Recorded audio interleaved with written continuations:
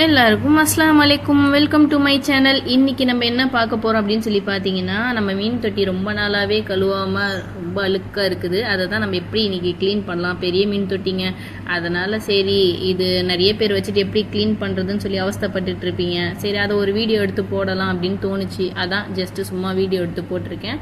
இது வந்து before video எப்படி இருக்குன்னு பாருங்க. மீன் தொட்டி ஃபுல்லாவே உள்ள பாசை பிடிச்சி போய் உங்களுக்கு தெரியுதான்னு சொல்லி தெரியல, சுற்றி ஃபுல்லாகவே எல்லாமே பாசை பிடிச்சிருச்சு. கல்லெல்லாம் கூட கலர் மங்கி போயிடுச்சு. அதுக்கப்புறம் தான் நாங்கள் எடுத்து எல்லாத்தையும் க்ளீன் பண்ணோம். பிஃபோர் வீடியோவும் உங்களுக்கு ஆஃப்டர் வீடியோவும் காட்டுறேன், நீங்களே பாருங்கள். சரி நம்ம இப்போ க்ளீன் பண்ண ஸ்டார்ட் பண்ணிடலாம். நான் என்ன செய்கிறேன், ஃபஸ்ட்டு அந்த மீன் தொட்டியில் இருக்கிற தண்ணியெல்லாம் எடுத்து வெளியே ஏற்றணும்ல, அதனால் ஒரு சட்டியாக பிடிச்சி எடுத்து ஊற்றிட்டு இருக்கிறேன். இது எதுக்குன்னு சொல்லி பார்த்தீங்கன்னா, மீன் வந்து கொஞ்சம் நேரத்துக்கு நம்ம போட்டு வைக்கணும்ல, அதனால் அந்த மீன் தொட்டியில் இருக்கிற கண்டிஷனரான தண்ணியை எடுத்து நான் இதில் ஊற்றிட்டு மீன் எல்லாத்தையும் பிடிச்சி எடுத்து போட்டுட்ருக்கிறேன். இது ஃபுல்லாக எல்லாத்தையும் பிடிச்சி போட்டுக்கலாம். என்னை வச்சு ஒன்றும் காமெடி கிமெடி பண்ணலையே. இப்படி தாங்க இதை கொஞ்சிட்டு கிடந்தேன். கொஞ்ச நேரத்துக்கு எல்லா மீனையும் கொஞ்ச நேரம் கையில் வச்சு தடவி கொடுத்துக்கிட்டே இருந்தேன். பார்க்கவே நல்லா இருந்துச்சு. கொஞ்ச நேரம் அதில் விளாண்டுட்டு சரி கைப்புள்ள களத்தில் இறங்குடான்ற மாதிரி வேலையில் இறங்கிட்டேன். இப்போ கொஞ்சம் கொஞ்சமாக க்ளீன் பண்ண ஸ்டார்ட் பண்ணலாம்.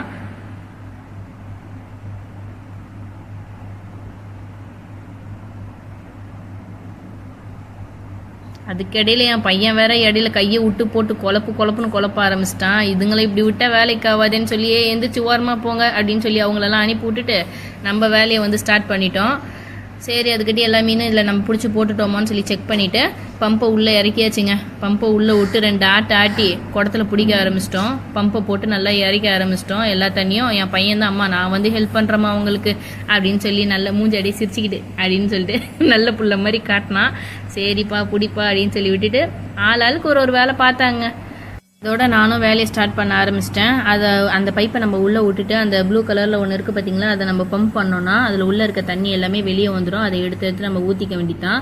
ஊற்றுனதுக்கப்புறம் அடியில் அந்த கல்லுங்களெல்லாம் எடுத்து நம்ம வெளியே வாஷ் பண்ணுறதுக்கு போட்டுட்டு அந்த அடியில் இருக்க தண்ணி இருக்குது பார்த்தீங்களா, அதை சின்னதாக ஜொக்கு வச்சு அதை அள்ளி நம்ம வெளியே ஊற்றிட்டு ஒரு காட்டன் துணி, அடி தண்ணியை வந்து ஜக்கில் அள்ள முடியாது, அதனால் அடியில் பெரிய காட்டன் துணியை ஒன்று போட்டு தொடச்சி எடுத்துட்டிங்கன்னா, ஒன்று என்னன்னா இந்த மீன் தொட்டியை க்ளீன் பண்ணும் போதே நம்ம அந்த ஸ்பாஞ்ச் இருக்கும் பார்த்தீங்களா, சொரப்பான ஸ்பாஞ்சை போட்டு தேய்க்கக்கூடாது. கண்ணாடி வந்து கிராச்சஸ் ஆகும். ஸ்மூத்தாக இருக்கிற பாஞ்சை வச்சு நம்ம ஃபுல்லாக தொடச்சி எடுத்துக்கணும். தொடச்சி எடுத்துட்டு அந்த தண்ணியிலே நம்ம கழுவி விட்டுட்டு அதுக்கப்புறம் எல்லா தண்ணியும் மெத்தி ஊற்ற ஆரம்பிச்சிடணும். நான் அந்த மாதிரி தான் க்ளீன் பண்ணிக்கிட்டேன். அதுக்கப்புறம் வந்து எல்லாத்தையும் நம்ம தண்ணி எடுத்து ஊற்றுனதுக்கப்புறம் அடியிலையும் தொடச்சதுக்கப்புறம் துணியை வச்சு ஃபுல்லாகவே நான் இது பண்ணிட்டேன், தொடச்சிட்டேன். கண்ணாடியை முன்பக்கமும் பின்பக்கமும் ஃபுல்லாகவே நான் க்ளீன் பண்ணிட்டேன்.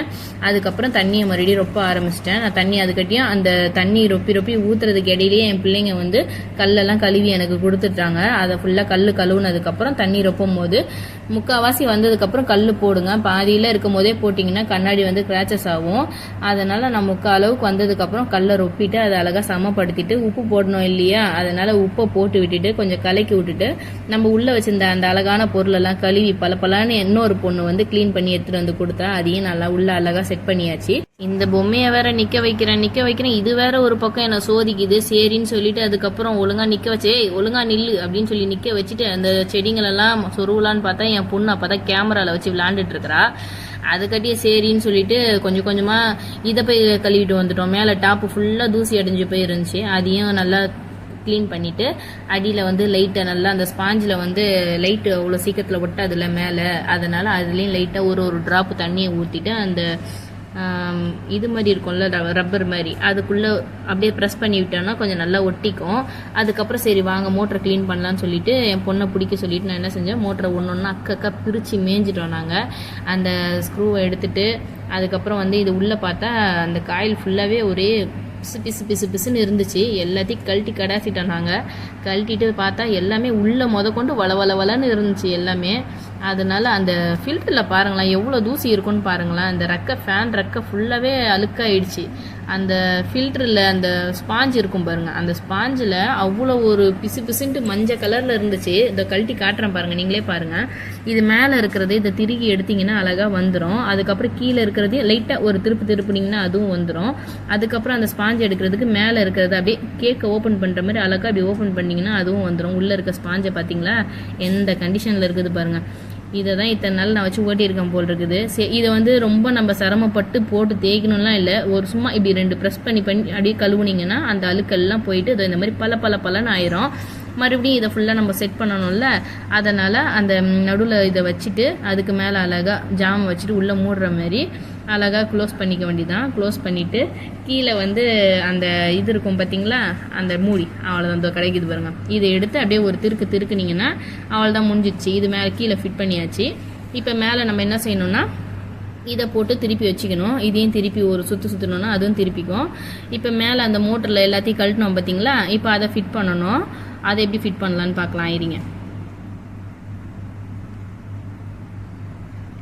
இதுவும் நல்லா தேய்ச்சி கழுவி எடுத்துட்டோம். இப்போ அந்த மேலே ஹோல் இருக்குது பார்த்தீங்களா, அந்த ஹோல்குள்ளே தான் அந்த இதை உள்ளே விட்டோன்னே மேக்னெட்டில் சர்க்குன்னு உள்ளே போய்க்கும். அதை பார்க்க நல்லா இருந்துச்சா, மறுபடியும் எடுத்து உள்ளே போட்டு விளாண்டுட்டு இருந்தேன். அதுக்கப்புறம் வந்து அந்த கம்பி எடுத்து நடுவில் ஓட்டை இருக்குமா அதுக்குள்ளே போட்டு அமுக்கி விட்டுட்டு அதுக்கப்புறம் வந்து அந்த மோட்ரு ஃபில்டர் நம்ம செட் பண்ணி வச்சுருந்தோம் பாருங்கள், அதில் ஒரு ஹோல் இருக்குல்ல, அந்த ஹோல்குள்ளே இந்த கம்பியை உள்ளே திணிச்சு லைட்டாக ப்ரெஸ் பண்ணணும்.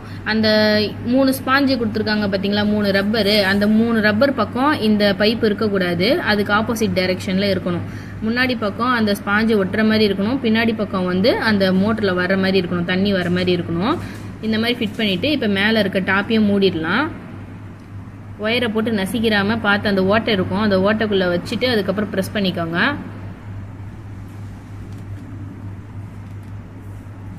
இப்போ இந்த 3 அந்த ரப்பரை தான் முக்கியமாக கழுவி எடுத்துக்கோங்க. வளவலன்னு இருந்துச்சுன்னா கண்ணாடியில் ஒட்டாது, அதனால நல்லா தேய்ச்சி அதையும் கழுவி எடுத்துட்டு இப்போ இந்த பைப் இருக்குது பார்த்தீங்களா, இந்த பைப் எங்கடா காணோன்னு பார்த்தா என் பொண்ணு அதுக்கடி பிச்சு கடாசிட்டா. சரி அதையும் சொருவிடலான்னு சொல்லிட்டு எடுத்து அதையும் கழுவிட்டு இதில் சொருவிட்டேன்.